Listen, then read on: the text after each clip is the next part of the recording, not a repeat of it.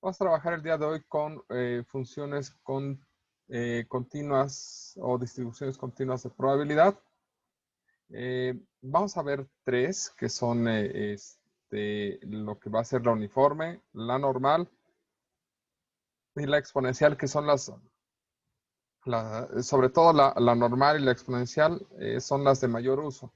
Principalmente la normal porque casi todo se puede reducir a distribuciones normales.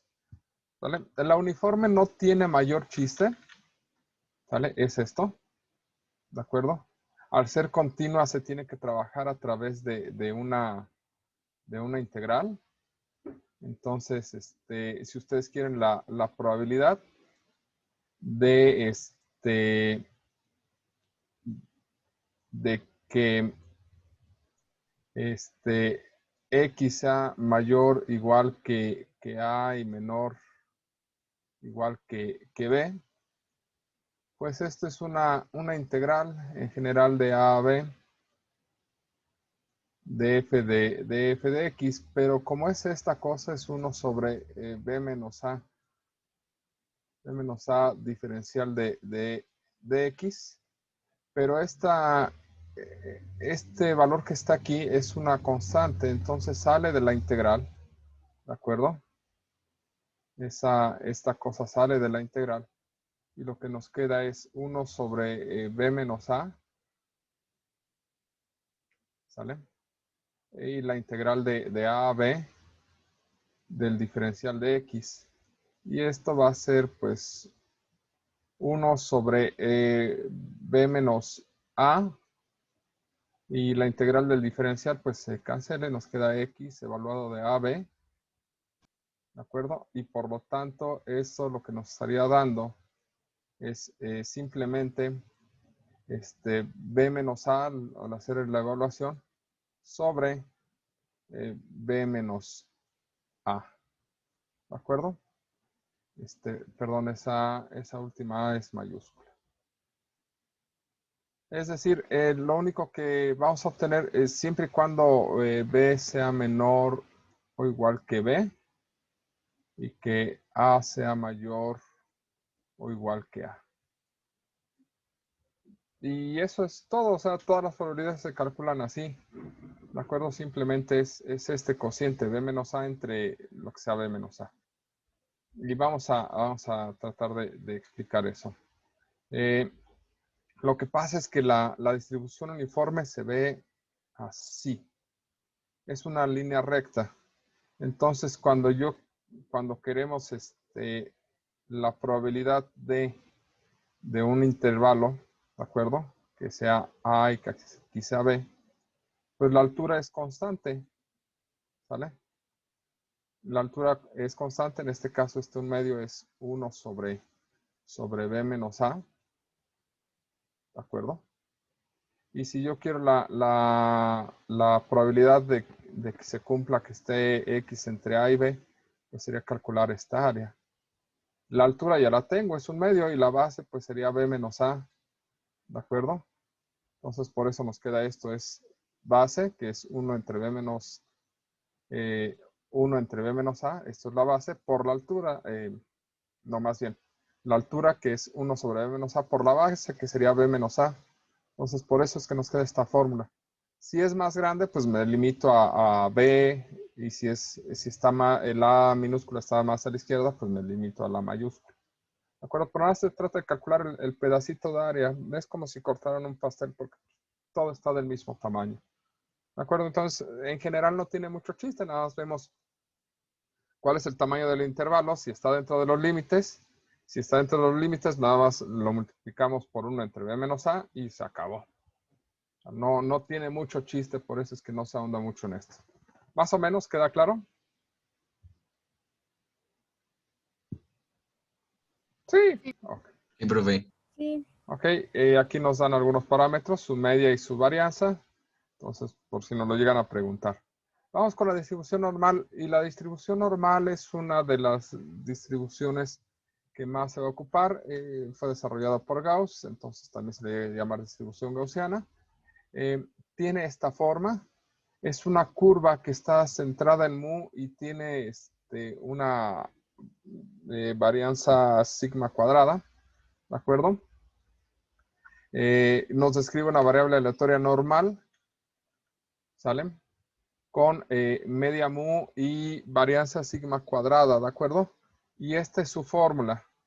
Y por lo tanto, si nosotros queremos la probabilidad de que la variable aleatoria x esté entre A y B, bueno, qué feo me quedó ese A, pues simplemente es la integral de A a B de esta expresión diferencial de x.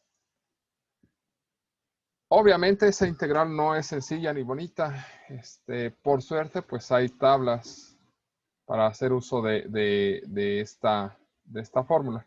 De hecho, nosotros nos vamos a saltar la tabla y nos vamos a ocupar la aplicación. En general, la distribución normal, por default, maneja parámetros 0 y 1. Cuando tenemos parámetros 0 para la media y 1 para la desviación estándar o para la varianza, se dice que tenemos una distribución normal estándar. Eso provocaría que aquí, tuviéramos un 1, aquí tuviéramos un 1 y aquí tuviéramos un 0. ¿Sale? Eso nos transformaría la función de distribución en 1 sobre raíz de 2pi. ¿Sale? E a la menos x cuadrada sobre 2. Aún así, esta integral es complicada. No se recomienda que lo traten de integrar con los conocimientos que tienen porque no van a poder. No es algo que se integre de manera sencilla bajo integrales de Riemann, ¿de acuerdo? Entonces, de hecho, no tienen fórmula ni siquiera para esto. Lo que se hace es, si no van a aumentar sus conocimientos, generalmente se aproxima o para caso pragmático en ustedes que están estudiando bioestadística, se van a buscar los valores en tablas o en aplicaciones. Es recomendable que vean cómo se sacan los valores en tablas, pero nosotros nos vamos a apoyar en la aplicación, ¿de acuerdo? La ventaja de la aplicación es que si nosotros nos salimos de la distribución normal estándar, por ejemplo, una que tenga media 20 y varianza 5, ¿sale? Podemos seguir trabajando con ella. E incluso nos va a dar los valores de su promedio, su desviación estándar y su varianza. Y aquí nos da una pequeña explicación de dónde viene. ¿De acuerdo? Ok. Vamos a continuar. Hay algo que se llama estandarización.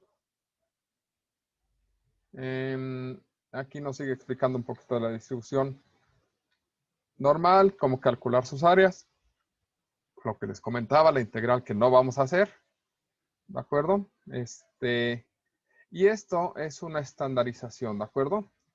Nosotros trabajamos en general con variables aleatorias X, que son normales, que tienen una distribución normal, pero con media. Voy a escribirlo como mu, ¿sale? Con media mu y con varianza, vamos a escribir aquí media que llamamos mu y varianza igual a sigma. Esa bolita con peinado, ¿vale? Esta se llama sigma. ¿De acuerdo? Generalmente las tablas, bueno, no generalmente, técnicamente todas las tablas no manejan una distribución normal general. Manejan una distribución normal estándar. Es decir, media 0 y varianza igual a 1. Por cierto, aquí estoy mal. Aquí es sigma cuadrada. ¿De acuerdo? Y lo que ustedes necesitan saber es cómo transformar una variable aleatoria del tipo normal con estas características a una normal estándar para que puedan consultar su equivalencia en tablas. ¿De acuerdo? Y eso se hace a través de esta estandarización. Lo que ustedes tienen que tomar es el valor de su variable, ¿de acuerdo? Restarle mu y dividirlo entre sigma. Más o menos, a ver. Supongamos, ¿sale? Vamos a llevarnos esta fórmula. Voy a borrar esto de acá, porque ya no puedo moverlo. Y vamos a copiar esta fórmula. Más o menos para que veamos cuál es la equivalencia. Z igual a X menos mu sobre sigma. Y vamos a ver esa equivalencia dentro de la aplicación. ¿De acuerdo? Igual podemos trabajar con esto. Mu, una media 20, una desviación estándar 5 y digamos que vamos a ver la probabilidad de que X sea mayor o igual que 15. Lo que estamos haciendo ahí es calcular la probabilidad de que X por la estructura de la desigualdad X mayor que 15, ¿de acuerdo? Y esto nos da 0.84134. Si nosotros no tuviéramos la aplicación, tendríamos que utilizar una tabla de distribución normal. En esa se tiene la media 0 y la varianza y la desviación estándar iguales a 1, ¿de acuerdo? Nosotros tendríamos que calcular un valor de z que sea equivalente a este valor de 15 en mu. La forma de hacerlo, de calcular ese z, es agarrando el valor que estamos interesados, que sería en este caso 15, menos el valor de mu, que en este caso fue 20, sobre la desviación estándar que estuvimos ocupando, que fue 5. Y en este caso nos daría menos 1, si no estoy mal, ¿de acuerdo? ¿Vale? Recuerden que los parámetros para nuestra X, que ocupamos originalmente, era mu igual a 20 y sigma igual a 5, ¿de acuerdo? Que fue el que usamos hace un segundo. Recupero lo que hicimos. Aquí era 20, aquí era 5 y aquí pusimos 15. Y nos dio este valor, ¿de acuerdo? Lo que nos trata de decir esto es que si nosotros calculamos ahora la probabilidad de que z sea mayor que menos 1, que es el valor equivalente en la estandarización, el resultado debe de ser el mismo, ¿de acuerdo? Bajo las condiciones de que en z es una normal estándar. Entonces, si z es una normal estándar, z tiene media igual a 0 y varianza y desviación estándar igual a 1. Entonces, aquí cambiando los parámetros a 0 y a 1, ¿sale? Estoy en una distribución normal estándar y aquí el equivalente sería colocar menos 1, que es el valor de z que estamos incorporando. Y el resultado, lo que podemos observar es que nos dio lo mismo. La estandarización nada más es para transformar una variable de distribución normal, una variable normal general, en una normal estándar, es decir, con media 0 y varianza 1. Esto es importante porque si lo van a trabajar con tablas, tienen que hacer esto. Si no lo van a trabajar con tablas y lo van a trabajar desde la aplicación, no es necesario.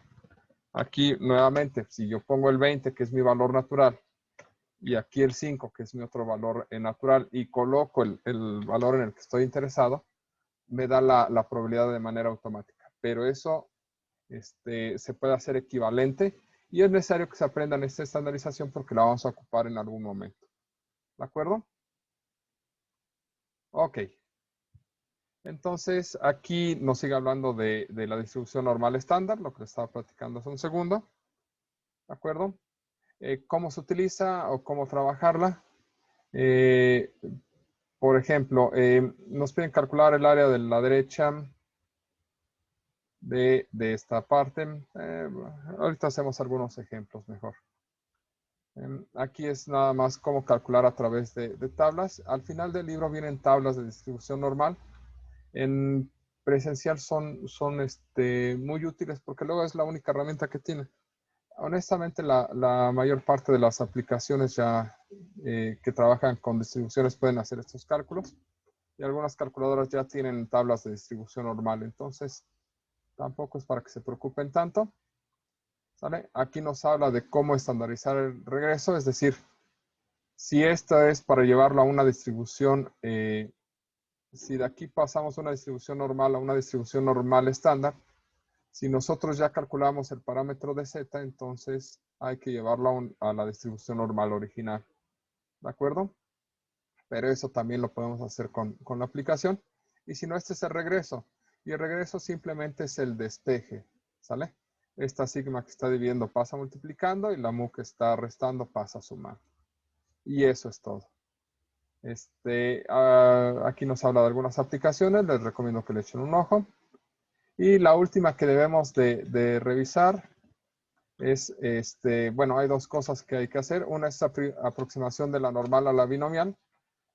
Resulta que la binomial utiliza un binomio de Newton para hacer los cálculos. Y luego hay un momento en el que se vuelve técnicamente imposible.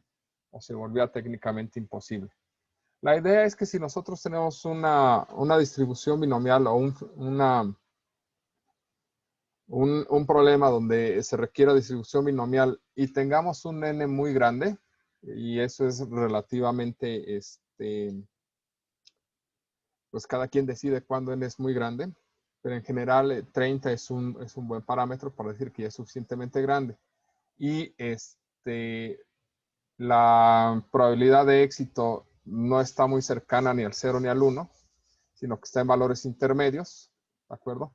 Aunque ya si n es sumamente grande ya no importa. Podemos calcular sus probabilidades a través de la transformación en una distribución normal. Se aproxima la binomial a una distribución normal estándar bajo esta estandarización, ¿de acuerdo? Lo que tienen que hacer es multiplicar el número de repeticiones por la probabilidad de éxito y la varianza o la desviación estándar se vuelve raíz de NPQ, donde Q es 1 menos la probabilidad de éxito, ya que Q es la probabilidad de fracaso. Entonces, esta es la estandarización y esto es para problemas que tienen que ver con distribuciones normales, distribuciones binomiales que se aproximan a normal, ¿sale? Y aquí tiene pues, la fórmula de cómo se hace eso y lo único que hay que hacer es trabajar un poquito con ella. No son problemas muy complicados y generalmente tiene que ver con hacer una repetición muchas veces. Tratar de hacer esto con la fórmula de binomial es técnicamente imposible. Por los valores que están dando, se vuelven factoriales muy complicados. De hecho, si agarramos la calculadora, no sé si pueda hacernos ese tipo de operaciones. Déjenme ver, aquí está la calculadora. ¿Vale? Según nuestro texto, en este caso tendríamos que sacar una combinatoria de 400 y 210. Entonces, si nosotros ponemos 400 combinatoria 210, por empezar con esto, nos va a marcar un error matemático. Y eso es porque hay un desbordamiento en los valores que puede calcular en nuestra calculadora. Generalmente creo que para estas versiones, después del 70 factorial, que es en lo que se basa el cálculo, no sé por dónde anda el factorial, pero después del 70 factorial tenía ya problemas de desbordamiento. Aquí está. Shift, no, ese no. Shift, Este de acá. ¿Sale? Y eso es porque ya no puede calcular el 70 factorial, dado que el display ya no le da el tipo de variables que pueda almacenar una calculadora. Entonces, por eso es que cuando ya son valores muy grandes, en lugar de seguir utilizando binomiales, se utilizan normales. ¿De acuerdo? Se hace la estandarización y después se calculan las probabilidades. ¿De acuerdo? Entonces, tienen que revisar la aproximación a binomial, sacar las fórmulas. Y la última, si bien la distribución gamma es importante, con lo que nosotros nos vamos a quedar es con la distribución exponencial, que es o que tiene esta forma, ¿de acuerdo? Esto generalmente se les ha pedido integrarlo, ¿sale? Esta es una distribución exponencial donde tenemos que vale 1 sobre beta, e a la menos 1 sobre beta, cuando x es mayor que 0, 0 en otro caso. Y se comporta muy, muy bien para cosas que se trabajan en el tiempo, que tienen ciertos periodos de vida. ¿De acuerdo? Esta distribución exponencial tiene media beta y varianza b cuadrada, beta cuadrada, perdón. Y eso tiene que ver con que si algo tiene esta forma, pues ya puedes saber cuál es el promedio generalmente son esperanzas de vida y esas cosas. ¿De acuerdo? Entonces, lo único que hay que hacer es identificar quién es el parámetro beta para poder describirla. Y en la aplicación también viene aquí su distribución beta. ¿De acuerdo? No es cierto. Agarré beta, es exponencial esto. ¿Sale? Y aquí nos explica que nosotros tenemos que tomar el recíproco de lambda, o que si tomamos escala, entonces aquí tenemos beta. Entonces aquí ponemos 100. ¿Sale? La esperanza de vida de algo son 100. Si nosotros aquí ponemos que algo viva más de 150, pues ya tenemos la probabilidad. ¿Sale? Y pues lo que hay que hacer en estos momentos es tomar las fórmulas para poder trabajar con ellas. No son muy complicadas. En realidad, esto tiene que ver más con esperanzas de vida, y así van a ser, perdón, tiene que ver con tiempos de vida, entonces así van a ser la mayor parte de los problemas, ¿de acuerdo? Que nos vamos a encontrar en esta parte. Aquí hay otras distribuciones de probabilidad, pero casi no las vamos a trabajar. De hecho, se dan cuenta, la aplicación también nos maneja muchas más continuas. En realidad, en estadística es donde vamos a utilizar chi cuadrada o qui cuadrada, distribución F, y vamos a trabajar distribución T en su momento, además de la normal y de la exponencial. Pero esas son por necesidades estadísticas que vamos a tener. Por el momento, desde el punto de vista de probabilidad, vamos a quedarnos nada más con exponencial, con uniforme y con normal. Y la normal va a ser nuestra herramienta más común. ¿De acuerdo?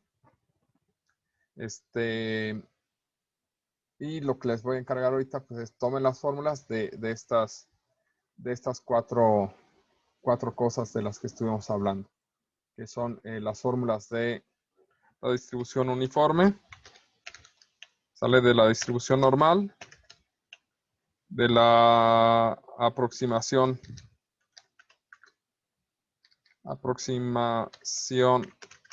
binomial, y de la exponencial. ¿De acuerdo? Que es el trabajo principal, y con esto tienen más que suficiente para defenderse en todo lo que va a ser la parte de estadística. ¿Dudas hasta aquí?